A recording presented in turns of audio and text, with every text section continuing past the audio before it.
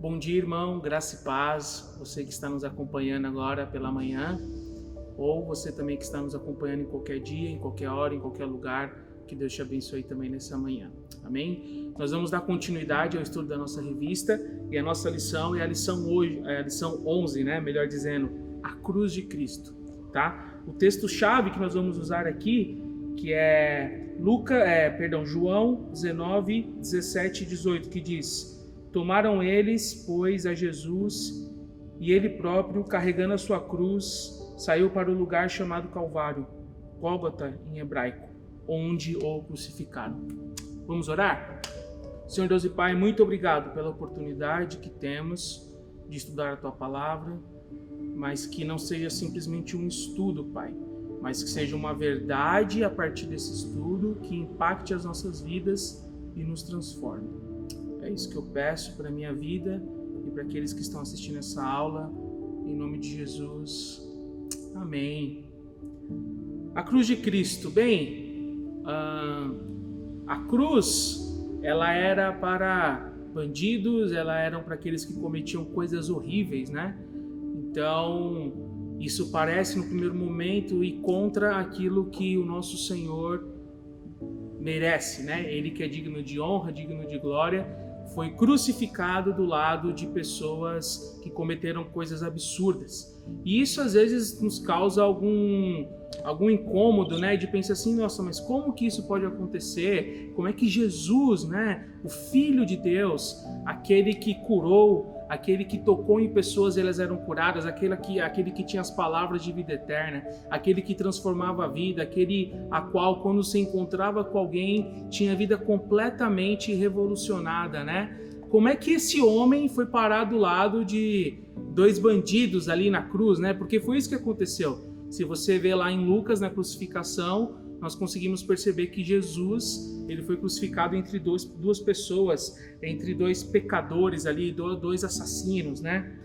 E o que acontece é que enquanto Jesus carregava essa cruz, ainda em sofrimento, ainda carregando ali, sendo humilhado, né? Carregando a cruz, ele ainda dava palavras de conforto, né? Ele ainda falava com as pessoas, né? Ele disse, por exemplo, não choreis por mim, chorai antes por vós mesmas e por seus filhos, lá em Lucas 23, 28, né? Que diz Jesus falando com as mulheres ali, os soldados romanos o humilharam.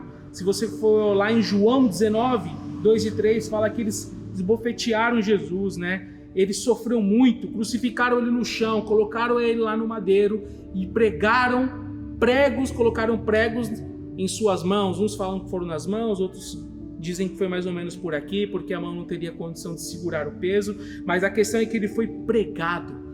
E quando ele foi pregado, o que ele diz é: Pai, perdoa-lhes, porque não sabem o que fazem.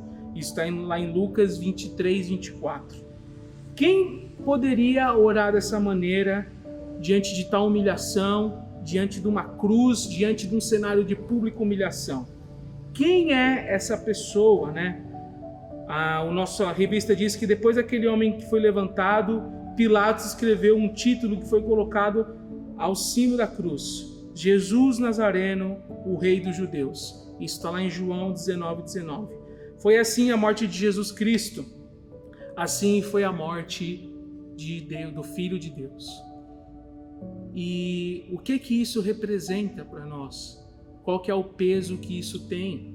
Quando nós olhamos os evangelhos, essa última semana da vida de Jesus, a qual leva ele à cruz, se você pegar ali Mateus e mais ou menos Marcos ali, vai mais ou menos 1/4 do livro dos evangelhos. Se você pegar Lucas, ele ocupa 1/3, e se você pegar João, ele ocupa a metade dessa última semana de Jesus.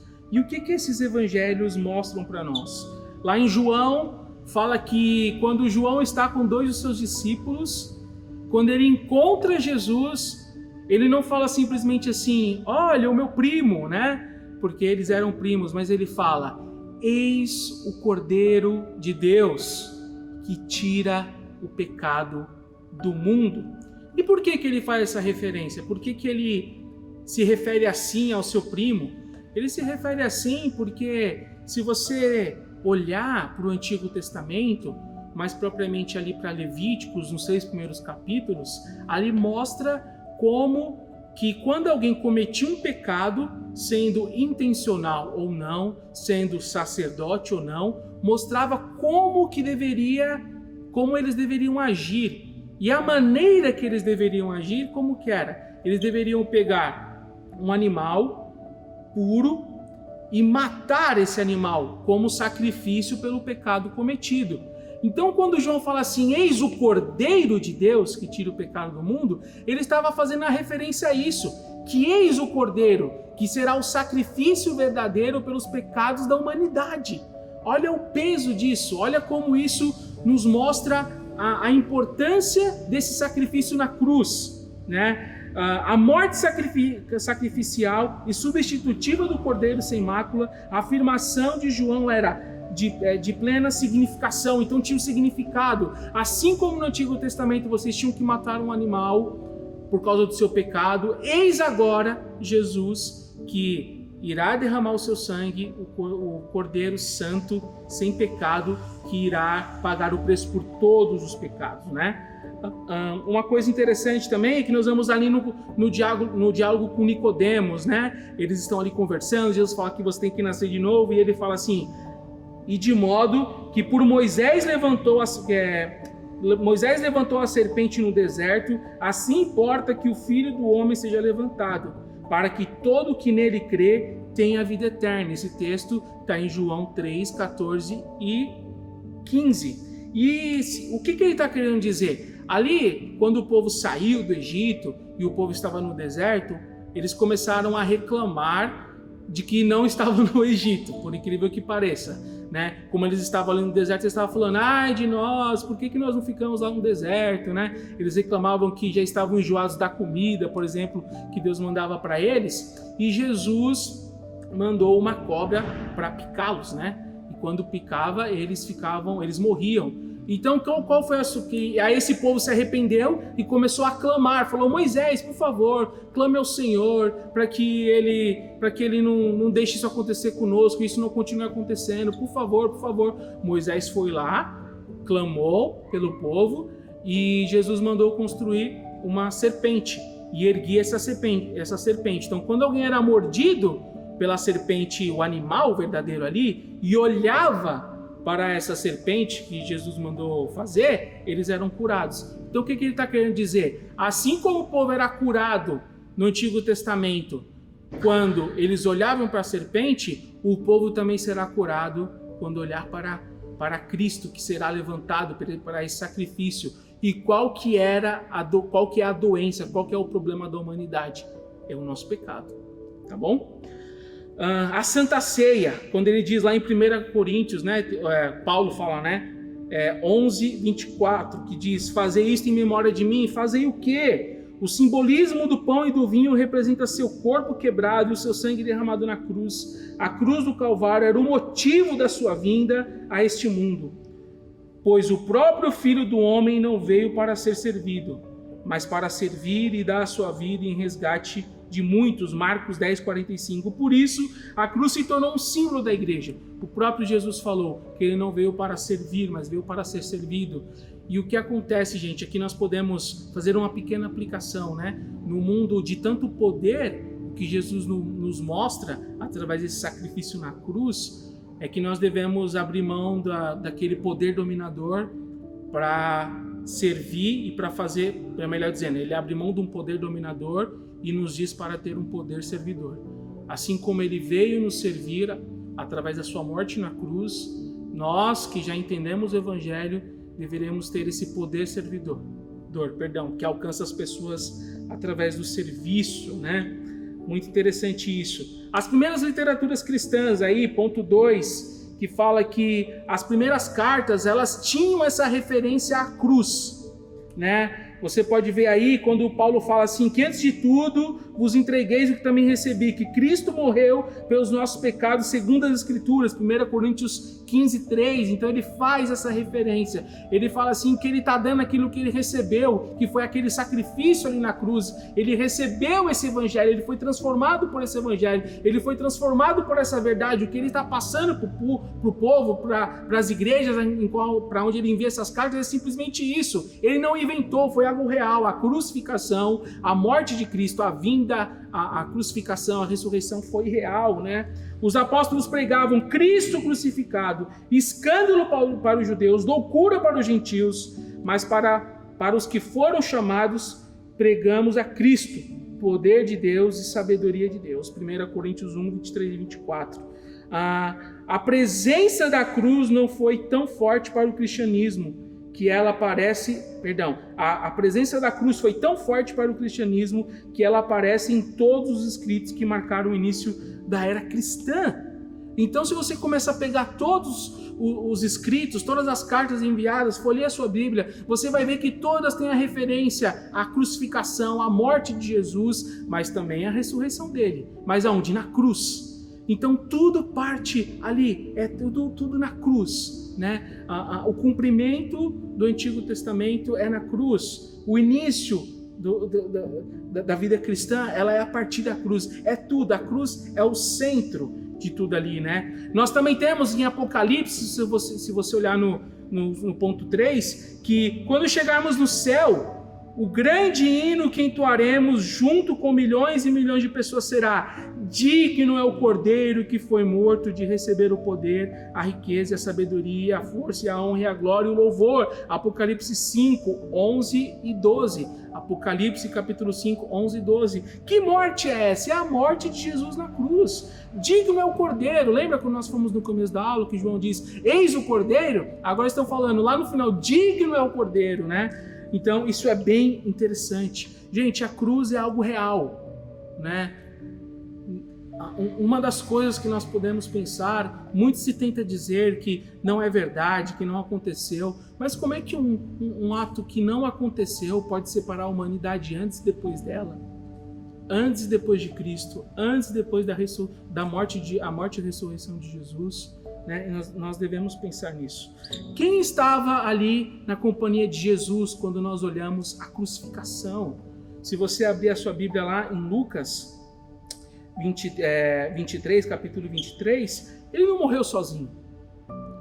Além de ser cuspido, chicoteado, colocado uma coroa de espinhos em sua cabeça, além de ter sido ridicularizado, as pessoas falaram: você não é o Filho de Deus? Por que você não se salva?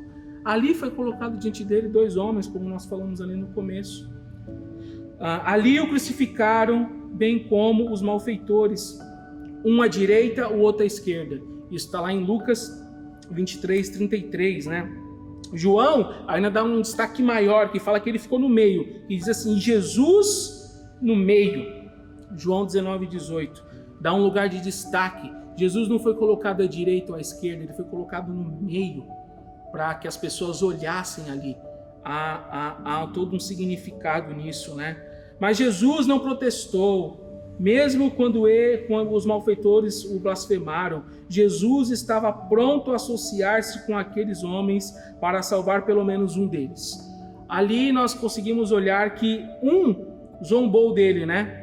Os 2 malfeitores, está lá em Lucas 23, a partir do verso 39, eu vou ler aqui para vocês. Um dos malfeitores crucificados blasfemava contra Jesus, dizendo: você não é o Filho de Cristo?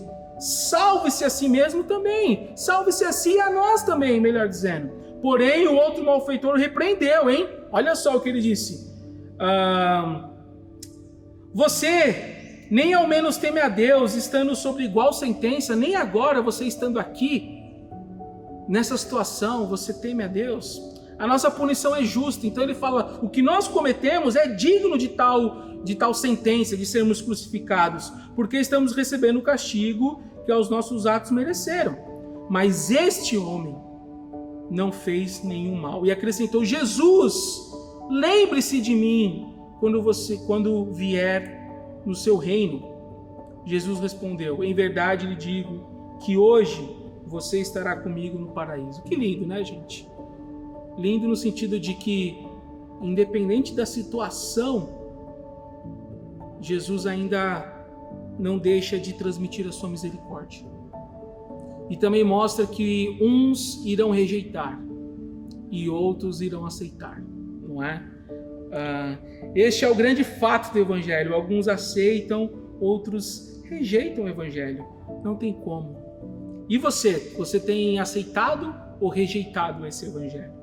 Cristo não foi obrigado a morrer, apesar dessa situação humilhante. Parece que ele foi forçado, não teve nenhuma solução, ele tinha que ir, pronto, acabou, no sentido de que as pessoas o obrigaram a ir. Não, não foi isso. Ninguém tira a minha vida, pelo contrário, eu espontaneamente a dou. Tenho autoridade para entregar e também para reavê-la. João 10:18. Que lindo, gente! Isso não foi uma obrigação, mas foi um ato de amor, um ato puro de amor de Jesus pelas nossas vidas.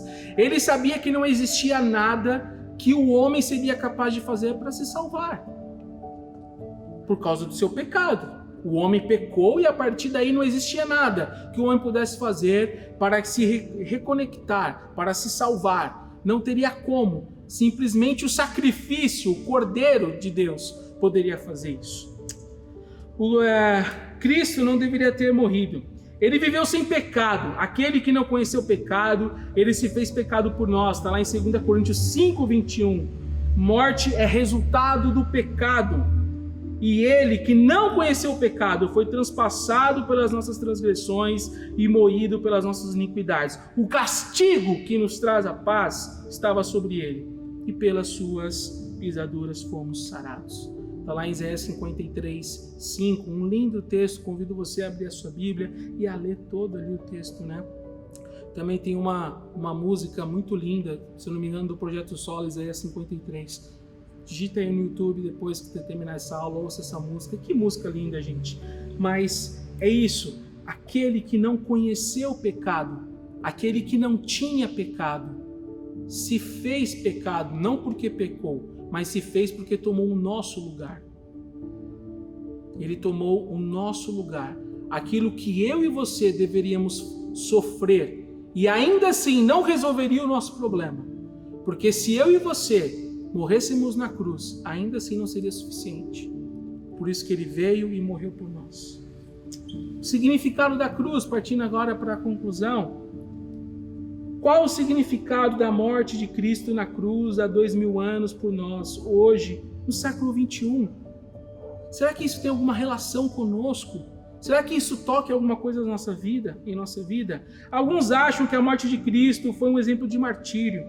Outros que foi um exemplo de sacrifício próprio, mas a razão da morte de Cristo é muito mais do que isso. A agonia dele no Getsemane: Pai, se queres, passa de mim esse cálice. Olha essa frase, gente, fazendo isso por mim e por você. E aconteceu que o suor se transformou como gotas de sangue caindo na terra. Está lá em Lucas 22, 42 e 44. E o grito de desespero na cruz: clamou em alta voz dizendo: Deus meu, por que me desamparastes? Lá em Mateus 27, 46. Mostra que havia mais do que um sofrimento físico. Naquele momento Jesus estava carregando ele mesmo em seu corpo sobre o madeiro os nossos pecados, para que nós, mortos para o pecado, vivêssemos para a justiça, por suas chagas fosse sarados. 1 Pedro 2:24. Não foi agradável, não foi bom, não foi. Você já imaginou alguém sofrendo, alguém que você conhece sofrendo com alguma dor, com alguma questão? Como é difícil olharmos isso. Agora imagine Jesus sendo chicoteado, a coroa, que já que diziam que ele era rei, fizeram uma coroa para ele de espinhos, em que entrava aqui na cabeça. E a cabeça é um dos lugares mais resistentes que nós temos. E essa coroa foi colocada. Você imagina alguém fazendo isso por você? Alguém que você conhece? Alguém fazendo isso por você? É inimaginável isso. Nós não conseguimos entender isso. Mas Jesus fez tudo isso por nós. Ele pagou esse preço Ele sofreu, senão ele não teria dito: Pai, se for possível, afasta de mim esse cálice. Mas que seja feita a tua vontade, e a vontade de Deus era nos resgatar, entre outras questões. Não podemos entender a cruz sem compreender o fato do pecado. Foi o pecado, o seu e o meu pecado, nós pecadores, que pregou Cristo na cruz. Isso que pregou. Não foi os homens que pregaram, mas foi os nossos pecados. A cruz é a resposta divina ao problema do pecado. A cruz é a resposta divina ao problema do pecado. Em Gênesis nós vemos Deus criando, nós vemos Deus falando e tudo vindo a existir. Depois nós vemos o homem pecando e ali há uma ruptura. E é por causa desse pecado de Adão que eu e você já nascemos pecadores. E a solução para isso é Jesus. Lendo a conclusão aqui, o que a princípio parece ter sido uma grande injustiça, violência sem precedentes, se mostra, ao melhor compreendermos toda a história da cruz de Cristo, como a solução para o maior problema que o ser humano enfrenta e enfrentará. Todas as gerações, o passado, o presente e o futuro, que é a morte, o afastamento eterno da presença de Deus Pai. O pecado nos separa e nos afasta de Deus. E não há nada mais desesperador do que isso. O sofrimento sem igual à espera de todos. A cruz de Cristo, obra redentora preparada por Deus, declarando da maneira mais desprendida o seu amor por nós, pecadores, nos choca, e realmente nos choca. É por isso que nós não conseguimos entender, por isso que muitas pessoas não compreendem, por isso que não entra em nenhum raciocínio humano, porque isso é incompreensível. Choca, ao mesmo tempo que mostra quanto devemos ser gratos à medida que compreendemos a relevância de ato tão grande, vulto em nosso favor. Esse cuidado misericordioso de Deus deve provocar nossa gratidão, mas também uma reação e atitude positiva, de fé. Qual que é essa atitude? A fé, de amor a Cristo, de obediência e nos preceitos da palavra, pois o amamos, porque se o amamos devemos guardar os seus mandamentos, lá em João 14:15. Meus irmãos, assim como havia na cruz, ali sendo crucificados entre Jesus, dois homens, um dos pais da igreja ali, Tertuliano, diz que assim como Jesus foi crucificado entre dois ladrões, o evangelho corre o risco de ser crucificado entre dois erros. E o que ele está querendo dizer, né? Keller chama esses dois erros de religião e irreligião, legalismo e antinomismo, moralismo e relativismo. O que isso quer dizer? Quer dizer que é uma salvação que não parte da cruz, mas parte do homem tentando ir chegar até a cruz.